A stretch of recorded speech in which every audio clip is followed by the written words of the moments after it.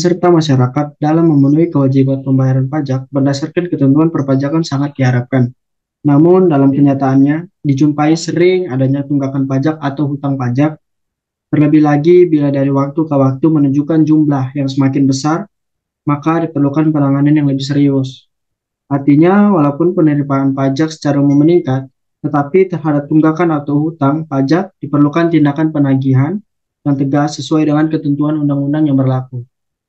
Hutang pajak yang terjadi disebabkan karena kurangnya kesadaran pemahaman akan kewajibannya dalam melaksanakan peran perpajakan mengakibatkan fiskus harus menetapkan besarnya jumlah pajak yang harus dibayar oleh wajib pajak.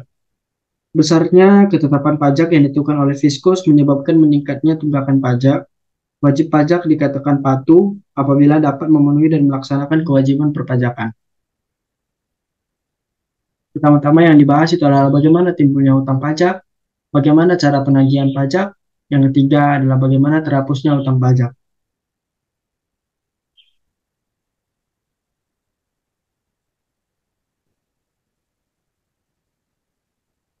Yang pertama adalah timbulnya hutang pajak terbagi menjadi dua, adalah ajaran formel dan ajaran materi.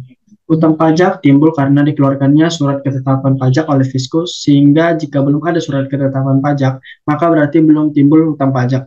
Ajaran ini diterapkan pada official assessment system. Yang kedua adalah ajaran material. Hutang pajak timbul karena berlakunya undang-undang tanpa diperlukan suatu perbuatan manusia asal dipenuhi syarat adanya suatu tatbestand.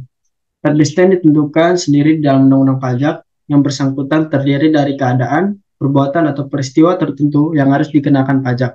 Surat ketetapan pajak dalam ajaran ini tidak menimbulkan hutang pajak, hanya untuk memberitahukan dan menetapkan besarnya hutang pajak.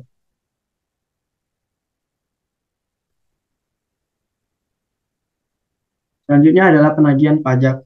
Yang pertama adalah penanggung jawab, adalah orang pribadi atau badan yang bertanggung jawab atas pembayaran pajak, termasuk wakil yang menjalankan hak dan kewajiban pajak menurut peraturan perundang-undangan.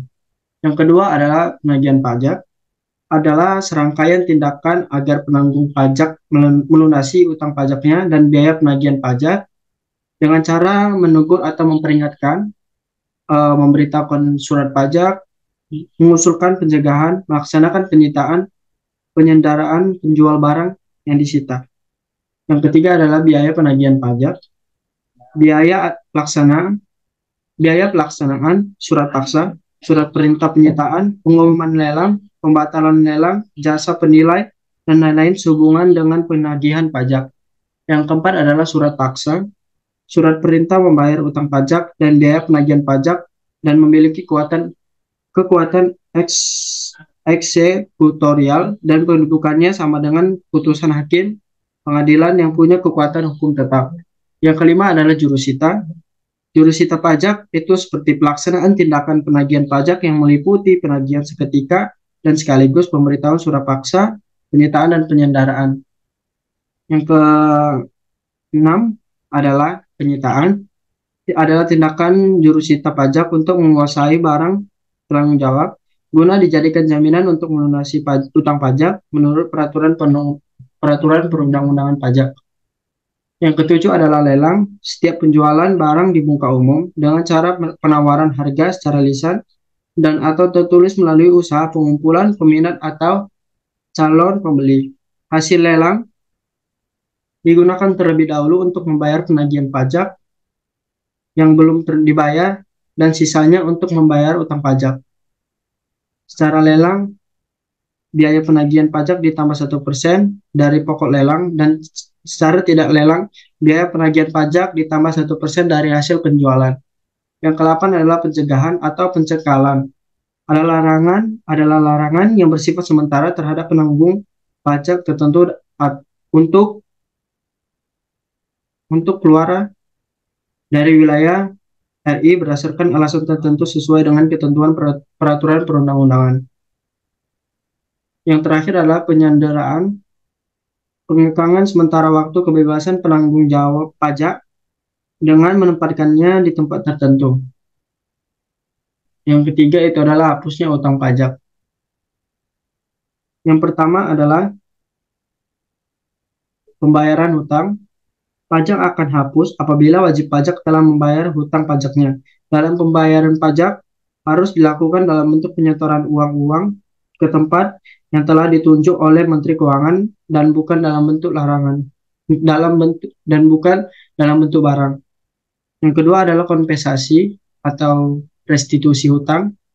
Pajak dapat hapus apabila telah dilakukan kompensasi pembayaran antara kelebihan pembayaran pajak tahun sebelumnya dengan hutang pajak. Yang ketiga adalah duluwarsa hutang. Pajak akan dihapus apabila telah habis masa penagihannya atau 10 tahun setelah SKPKB terbit. Yang keempat adalah pembebasan dan penghapusan. Wajib pajak yang menunggak pajak setelah dilakukan penelitian telah meninggal atau palit dan tidak memiliki ahli waris dapat diusulkan untuk dihapusnya utang pajak atau yang bersangkutan mengajukan keberatan pajak ke pengadilan pajak tentang besarnya pajak terhutang yang harus dibayarnya. Yang kelima adalah penundaan penagihan. Setelah diterbitkan surat keputusan penundaan penagihan, berarti berakhirlah hutang pajak meskipun sementara waktu. Yang terakhir adalah pengecualian. Pengecualian di sini karena undang-undang sejak semula sudah mengecualikan baik yang berkaitan dengan subjek maupun objek pajak. Jadi surat paksa sekurang-kurangnya harus meliputi seperti nama wajib pajak, dasar penagihan, besar hutang pajak, perintah untuk membayar pajak.